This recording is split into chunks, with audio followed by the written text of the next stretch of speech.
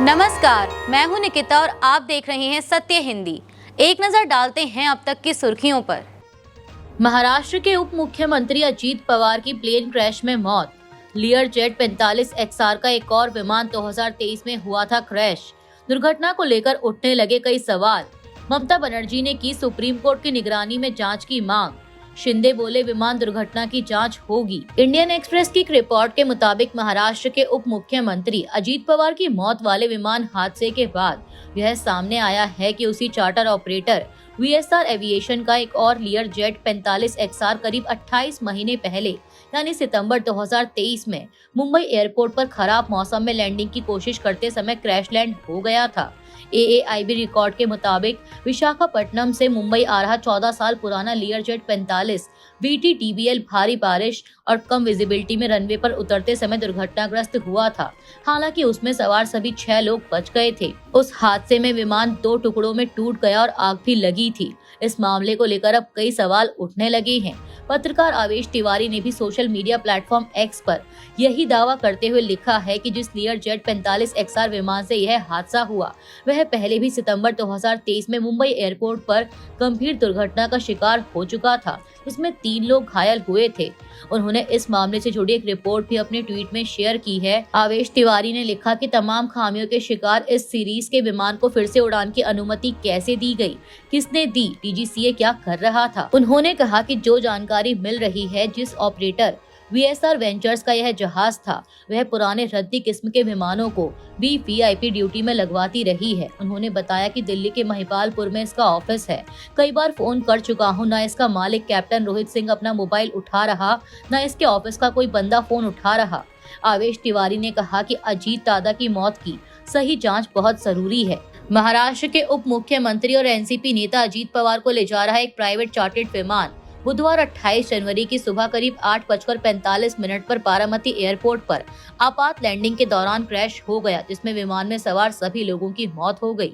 यह लंडजेट 45 विमान मुंबई से बारामती आ रहा था, जहां अजीत पवार को जिला परिषद चुनाव प्रचार से जुड़े कार्यक्रमों में हिस्सा लेना था। DGCA के मुताबिक विमान में क्रू सहित 5 लोग सवार थे, जबकि कुछ रिपोर्टों में अजीत पवार समेत 6 लोगों की मौत की बात कही गई।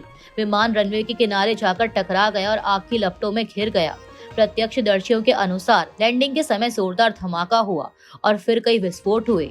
DGCA ने हादसे की उच्च स्तरीय जांच के आदेश दिए हैं और शुरुआती तौर पर तकनीकी खराबी को वजह माना जा रहा है।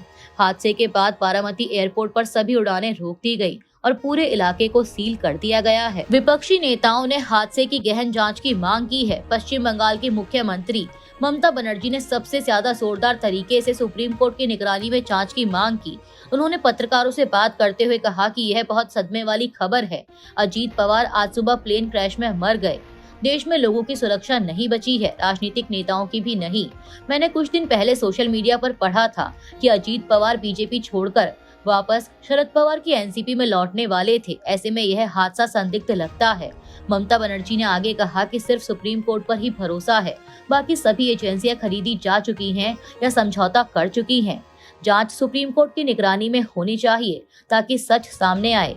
ममता बनर्जी ने X पर भी पोस्ट किया कि वे अजीत पवार की अचानक मौत से बहुत सदमे में हैं और इस त्रासदी पर गहरा दुख है।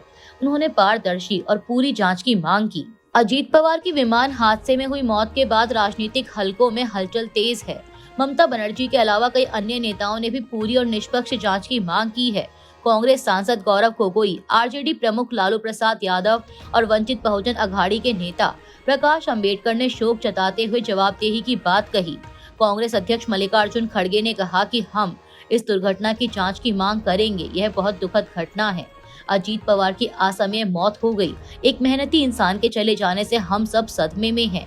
दुख की इस घड़ी में हम उनके परिवार के साथ हैं। महाराष्ट्र के उप मुख्यमंत्री एकनाथ शिंदे ने बुधवार को अपने साथी उप मुख्यमंत्री अजीत पवार की मौत को दुखद और दुर्भाग्यपूर्ण बताया और कहा कि जिस विमान दुर्घटना में उनकी जान गई उसकी जांच की जाएगी। पत्रकारों से बात करते हुए शिंदे ने कहा कि पवार के निधन से उन्होंने अपने बड़े भाई को खो दिया है, जो न केवल अलग अलग कैबिनेट में उनके सहयोगी थे, बल्कि जब वह 2022 से 2024 तक सरकार चला रहे थे तब वह उनके डिप्टी भी थे। महाराष्ट्र के उप मुख्यमंत्री अजीत पवार को ले जा रहा विमान PTSS के बुधवार सुबह करीब 8:10 पर मुंबई से उड़ा था और 8:45 के आसपास रडार से गायब हो गया। फिर 8:50 के करीब एयरपोर्ट के पास दुर्घटनाग्रस्त हो गया। अधिकारियों के मुताबिक पहली लैंडिंग के दौरान खराब विजिबिलिटी की सूचना मिली थी, जिसके बाद विमान ने चक्कर लगाकर दूसरी बार उतरने की कोशिश की, लेकिन नियंत्रण खो बैठा और रनवे के किनारे जाकर टकरा गया, जिससे तुरंत आग लग गई।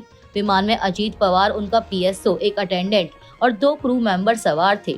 सभी को अस्पताल ले जाया गया, लेकिन किसी को बचाया नहीं जा सका।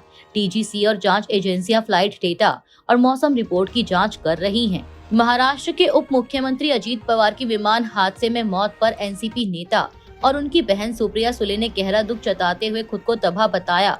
हादसे की खबर के कुछ देर बाद उन्होंने अपने WhatsApp स्टेटस पर एक शब्द में अपनी भावनाएं जाहिर की। इस हादसे पर सत्ता पक्ष और विपक्ष के कई नेताओं ने शोक व्यक्त किया है। बता दें कि हादसे की जांच एयरक्राफ्ट एक्सीडेंट इन्वेस्टिगेशन ब्यूरो यानी AAIB की विशेष टीम करेगी। RSS ने महाराष्ट्र की डिप्टी CM अजीत पवार की विमान हादसे में मौत पर कहा है कि यह अत्यंत दुर्भाग्यपूर्ण और दुखद है। RSS ने सोशल मीडिया प्लेटफॉर्म X पर लिखा कि महाराष्ट्र के उप मुख्यमंत्री अजीत पवार जी का आज अचानक विमान दुर्घटना में निधन होना अत्यंत दुर्भाग्यपूर्ण और दुखद है। उनका सार्वजनिक जीवन काफी लंबा एवं प्रभावी रहा है। राष्ट्रीय स्वयंसेवक संघ उन्हें हृदयपूर्वक श्रद्धांजलि अर्पित करता है और ईश्वर से प्रार्थना करता है कि उनकी आत्मा को शांति प्रदान करे। शिवसेना UBT प्रमुख उद्धव ठाकरे ने अजीत पवार की मौत पर शोक व्यक्त करते हुए कहा कि भले ही NCP प्रमुख ने राजनीति में अलग रास्ता चुना, लेकिन उन्होंने अपने रिश्ते को खराब नहीं होने दिया। X पर उद्धव ठाकरे ने लिखा कि पवार की मौत से उन्होंने एक पक्का नेता और एक बेहतरीन पूर्व कैबिनेट सहयोगी खो दिया है। उन्होंने कहा कि वित्त मंत्री के तौर पर पवार बहुत अनुशासित नेता थे और अपने विभाग पर उनकी अच्छी पकड़ थी। बता दें कि अजीत पवार ने 2019 से 2022 तक उद्धव ठाकरे के नेतृत्व वाली सरकार में उप मुख्यमंत्री के रूप में काम किया था। उद्धव ने लिखा कि सहयोगी के तौर पर हमारा एक खास रिश्ता बन गया था। अजीत पवार खुले दिल के थे, वे अपने मन की बात कहते थे। वे ऐसे इंसान नहीं थे जो लंबे समय तक मन में कोई बात रखते हों। भले ही उन्होंने राजनीति में अलग रास्ता चुना, लेकिन उन्होंने हमारे रिश्ते को टूटने नहीं दिया। UGC के नए नियम, जिसके तहत सभी सरकारी और निजी विश्वविद्यालयों में जातिगत भेदभाव के मामलों के लिए समता समिति बनाने का प्रावधान किया गया है, पर बसपा प्रमुख मायावती ने कहा कि इस नियम के कुछ प्रावधानों को सामान्य वर्ग के जातिवादी सोच वाले लोग अपने खिलाफ साजिश बताकर विरोध कर रहे हैं, जो ठीक नहीं है।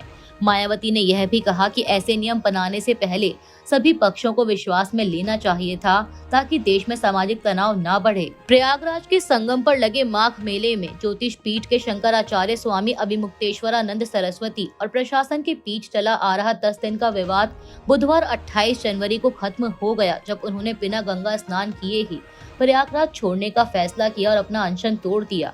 विवाद की शुरुआत 18 जनवरी मौनी अमावस्या के दिन हुई थी, जब भीड़ और सुरक्षा का हवाला देकर प्रशासन ने उन्हें पालकी से उतरकर पैदल जाने को कहा, जिस पर उनके समर्थकों से झड़प हो गई। स्वामी ने इसे अपने राजसी स्नान के अधिकार का अपमान बताया और वहीं धरने पर बैठ गए। बाद में प्रशासन ने उन्हें 2 कारण बताओ नोटिस दिए। स्वामी और उनके समर्थकों ने योगी सरकार पर संतों के अपमान का आरोप लगाया, जबकि विपक्ष ने भी सरकार को इस मामले में जमकर घेरा है। अभी के लिए इतना ही। बाकी की देश दुनिया की बड़ी खबरों के लिए जुड़े रहिए सत्य हिंदी के साथ। Copyright disclaimer under Section 107 of the Copyright Act 1976. Allowance is made for fair use for purposes such as criticism, comment, news reporting, scholarship, and research. Fair use is a use permitted by copyright statute that might otherwise be infringing.